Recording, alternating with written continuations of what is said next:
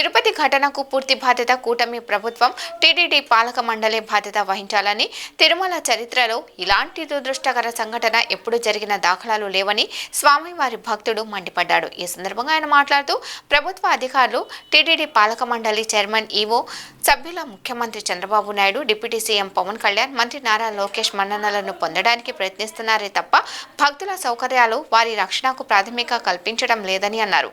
బహుశా ప్రజలు అమాయకులైతే yellow media కూటమి ప్రభుత్వం తిరుపతిలో జరిగిన సంఘటన కూడా రాష్ట్ర మాజీ ముఖ్యమంత్రి వైఎస్ జగన్మోహన్ రెడ్డి మీదే నెట్టే ప్రయత్నం చేసినా చేస్తారని అన్నారు.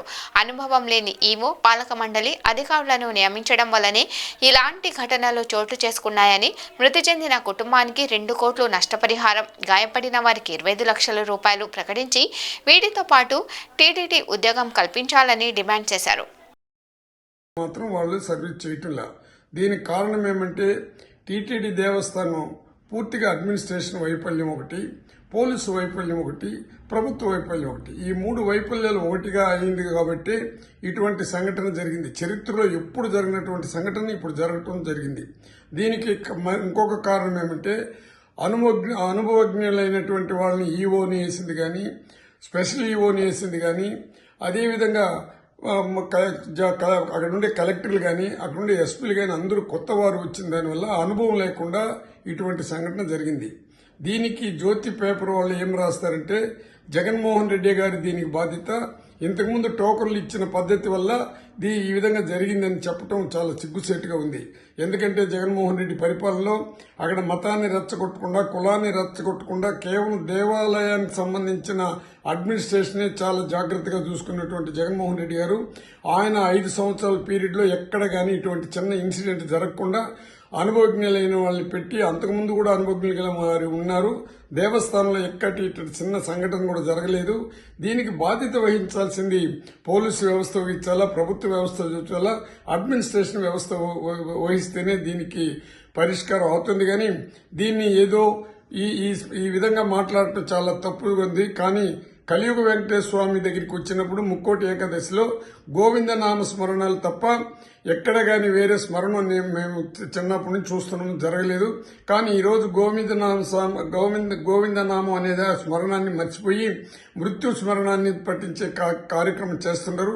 దీనికి బాధ్యతగా వహించినటువంటి ప్రభుత్వం కానీ, అడ్మినిస్ట్రేషన్ కానీ, అదేవిధంగా కలెక్టర్లు కానీ, ఎస్పీలు కానీ దీనికి బాధ్యత వహించాలా.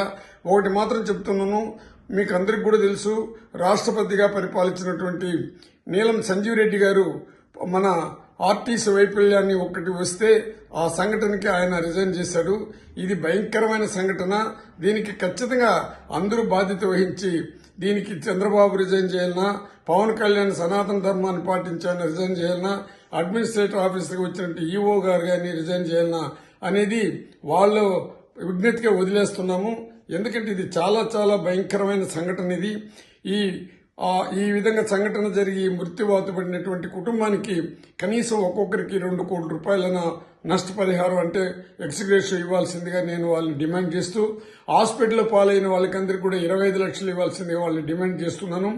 ఏ రోజు కూడా జగన్మోహన్ రెడ్డి గారి ప్రభుత్వంలో ఇట్లాంటి సంఘటనలు జరగలేదు. చంద్రబాబు నాయుడు గారు ఎప్పుడు పుష్కరాలకు వచ్చినా ఆ రోజు కూడా ఒక సినిమా షూటింగ్ మాదిరి చెప్పి అక్కడ 27 మంది 28 మంది చనిపోతే వారికి ఎలాంటి నష్టపరిహారం ఇవ్వలేదు. ఇప్పుడు చంద్రబాబు నాయుడు స్వయంగా ఇక్కడికి వస్తున్నాడు. ఊరిక దిగ్భ్రాంతి చెందిన అనే దానికన్నా వాళ్ళ కుటుంబానికి భక్తుల యొక్క మనోభావాన్ని పెంచేటట్టు ఆ కుటుంబానికి కూడా కనీసం ఒక్కొక్కరికి 2 కోట్ల రూపాయలు ప్రభుత్వ తరపున ఇప్పించాల్సిందిగా నేను డిమాండ్ చేస్తున్నాను. ఇది చాలా చాలా అవసరం. భక్తుల యొక్క మనోభావాన్ని దెబ్బతీయకుండా, భక్తులకి ఎటువంటి అసౌకర్యాలు కల్పించకుండా చూడాల్సిన బాధ్యత ఉంది. కరుణాకర్ రెడ్డి గారు టీటీడీ బోర్డు చైర్మన్ ఉన్నప్పుడు కానీ, అదేవిధంగా వైవి సుబ్బారెడ్డి గారు చైర్మన్ ఉండేటప్పుడు కానీ, జగన్మోహన్ రెడ్డి ముఖ్యమంత్రిగా ఉన్నప్పుడు కానీ ఇటువంటి సంఘటనలు ఎక్కడ ఎప్పుడు ఏది జరగలేదు.